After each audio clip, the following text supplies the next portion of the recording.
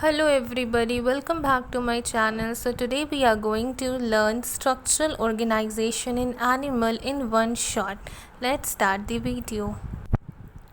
So our first is tissue. अब हम tissue किसको बोलेंगे? So its definition is what? In multicellular animals, a group of similar cells along with intercellular substance perform a specific function. Such an organization is called tissue. इसका क्या मतलब है? बहुत सारे सिमिलर सेल्स मिल के क्या करते हैं, एक कॉमन फंक्शन परफॉर्म करते हैं और वो स्पेसिफिक फंक्शन होता है जिसको कि हम टिश्यू बोलते हैं.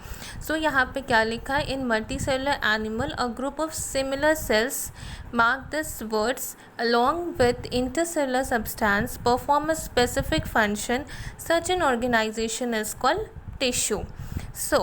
अब हम यहाँ पे देख सकते हैं ये एक सेल है, ठीक है, जिसमें कि बहुत सारे ग्रुप ऑफ सिमिलर सेल्स बने हुए हैं और इन सेल्स के बीच वाले जो स्पेस हैं इनको हम बोलेंगे इंटरसेलुलर सब्सटेंस या फिर हम इनको मैट्रिक्स भी बोलेंगे.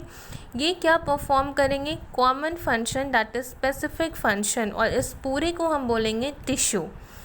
टिश्यू हमारा हो गया a group of similar cells along with intercellular substance perform a specific function. Such an organization is called tissue, and I hope this statement is clear. Next is our tissue level of organization start from phylum Coelenterata or Cnidaria. It's come in our animal kingdom chapter. It's very important कि tissue level of organization कहाँ से start हुई थी. तो ये हमारी phylum Coelenterata और Cnidaria से start हुई थी. Next is our types of tissue. हमारे 4 types of tissue है, that is epithelium tissue, connective tissue, muscular tissue and nervous tissue. So now we will talk about their origin and function. So before discussing about the tissues, first we have to know कि जो germ layer है वो originate कैसे होते हैं. जैसे कि एक ओवम है, स्पर्म फर्टिलाइज करेंगे, आफ्टर फर्टिलाइजेशन जाइगोट बनता है, जाइगोट के बाद मॉड्यूला बनेगा, मॉड्यूला से ब्लास्टोसिस्ट बनेंगे, ब्लास्टोमर्स हो गया ये, उसके बाद जो है एक पूरा जर्म लेयर फॉर्मेशन होगा, that is ectoderm, mesoderm, endoderm. सबसे अंदर वाला हम एंडोडर्म बोलेंगे, मिडिल वाला mesoderm and first top one is called the ectoderm. Now epithelial tissue का ओरिजिन एक्टोडर्म, मीजोडर्म, एंडोडर्म तीनों से होता है. ओके, जर्म लेयर, ये क्या है? जर्म लेयर है. जर्म लेयर मतलब हमारा पूरा बॉडी किस किस लेयर से बना है. हमारा जो एपिथेलियल टिश्यू है, जो हमारा टॉप मोस्ट वाला होता है, जैसे कि स्किन हो गया, ये हमारा किससे बना हुआ है? Ectoderm, mesoderm, endoderm. It's very important. Function क्या है इसके? Secretion, absorption, filtration, diffusion and protection. Connective tissue हमारा मीजोडर्मल इन ओरिजिन है एंड इसका काम है support. Muscular tissue mesodermal in origin है एंड इसका काम है locomotion and movement. Last one is our nervous tissue which is ectodermal in origin, जो कि कंट्रोल करता है पूरे बॉडी पार्ट्स को. It's written control and coordination of the body part.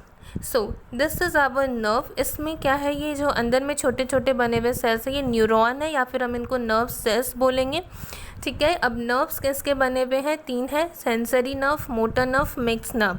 Sensory nerve का काम है ऑर्गन से हमारा जो सिग्नल है वो सेंट्रल नर्वस सिस्टम तक ले जाना, सीएनएस तक. मोटर का काम है सेंट्रल नर्वस सिस्टम से स्केलेटल मसल्स तक लाना, और जो मिक्स नर्व है ये दोनों का मिक्सचर है.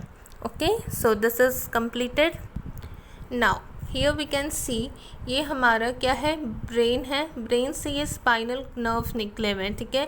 स्पाइनल नर्व हमारे कितने होते हैं? 31 पेयर होते हैं, और यहाँ से बहुत सारे 3 पेयर नर्व जो निकले हुए हैं ये 12 होते हैं, और इनको हम क्रेनियल नर्व बोलते हैं. हमारे क्रेनियल नर्व 12 पेयर होते हैं, स्पाइनल नर्व 31 पेयर होता है. स्पाइनल नर्व क्या? It is a bundle of nerve cell और दी न्यूरॉन. हम स्पाइनल नर्व किसको बोलेंगे? बंडल ऑफ नर्व सेल और दी न्यूरॉन को. नाउ हमारे किसी ऑर्गन से सेंट्रल नर्वस तक जो लेके आ रहा है उसको हम सेंसरी न्यूरॉन बोल रहे थे, और जो सीएनएस से लेके किसी ऑर्गन तक जा रहा है उसको हम मोटर नर्व बोल रहे थे. Now next is our epithelial tissue. This tissue has a free surface which faces either the body fluid or the outside environment and thus provide a covering or the lining for some part of the body. सो इसमें most important है free surface, body fluid और the outside environment. ये बोल रहा है कि ये ऐसा टिश्यू है जो कि बॉडी फ्लूइड को सराउंड करता है, मतलब वो आउटर इन्वायरमेंट को फेस करता है, जैसे कि आवर एपिथेलियल टिश्यू। एपी का मतलब होता है अपॉन, थीलियम का मतलब होता है कवरिंग। ये कहाँ मिलता है, हमारा पोजीशन क्या है, तो outer layer of all body organ including skin. So best example is the skin. Internal lining of all hollow organ tract also form glands of the body.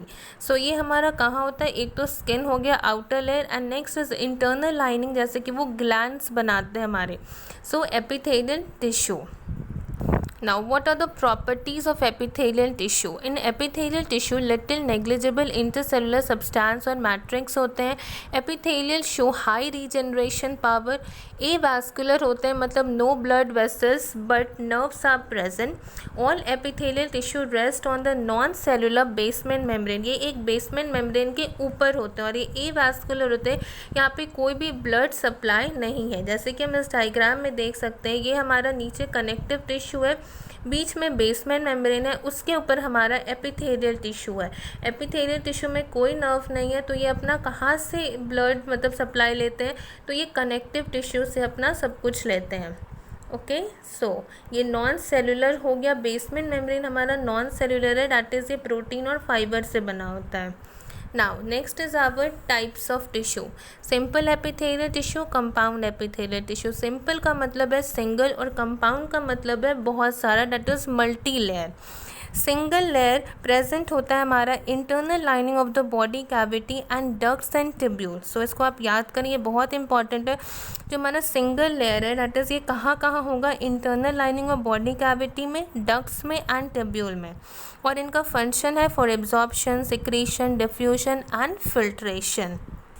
Now multi layer का काम क्या है, for protection against chemical and mechanical stress. इनका काम है, ये multi layer है, cushion की तरह काम करेंगे। सो इनका काम क्या है, प्रोटेक्शन का। Next is our simple epithelium. ये तीन तरह का है, simple squamous, simple cuboidal and simple columnar. Okay, squamous हम देख सकते हैं एकदम पतला सा होता है, टाइल लाइक स्ट्रक्चर होता है, क्यूबॉइडल क्यूब शेप का, और कॉलमनार वाला रेक्टेंगुलर शेप का, दैट इज क्यूबॉइडल शेप होंगे। एंड ये वाला जो डायग्राम है, ये है कोलमनार सेल्स विद सीलिया। ये ऊपर में हम देख सकते हैं, इनको हम सीलिया बोलते हैं, और ये हमारा हो गया columnar cell. Now next is our simple squamous epithelium. इसमें क्या है, इनका फंक्शन क्या है, सबसे पहले चीज़ हमको फंक्शन याद रखना है, that is diffusion and filtration. दो फंक्शन है सिंपल स्क्वाइमस का, डिफ्यूजन एंड फिल्ट्रेशन। अब इनको हम पेवमेंट बोलते हैं और टेसिलेटेड बोलते हैं। टेसिलेटेड का मतलब भी पेवमेंट होता है, और पेवमेंट का मतलब है टाइल लाइक स्ट्रक्चर होता है। जैसे कि हम अपने फ्लोर में देखते हैं टाइल कैसे लगे रहते हैं, तो ये जस्ट वैसे ही दिखते हैं, इसलिए हम इनको पेवमेंट बोलते हैं। फ्लैटेंड होते हैं टाइल लाइक विद, और ये टेसिलेटेड है, मतलब ये इरेगुलर बाउंड्रीज में होते हैं, इनका बाउंड्रीज रेगुलर नहीं होता है, मार्जिन्स इरेगुलर होते हैं। So mesothelium of the body cavity and endothelium of the blood vessels and the lymph. तो ये टेसिलेटेड पेवमेंट कहाँ पाए जाते हैं, mesothelium of the body cavity में और endothelium of the blood vessel.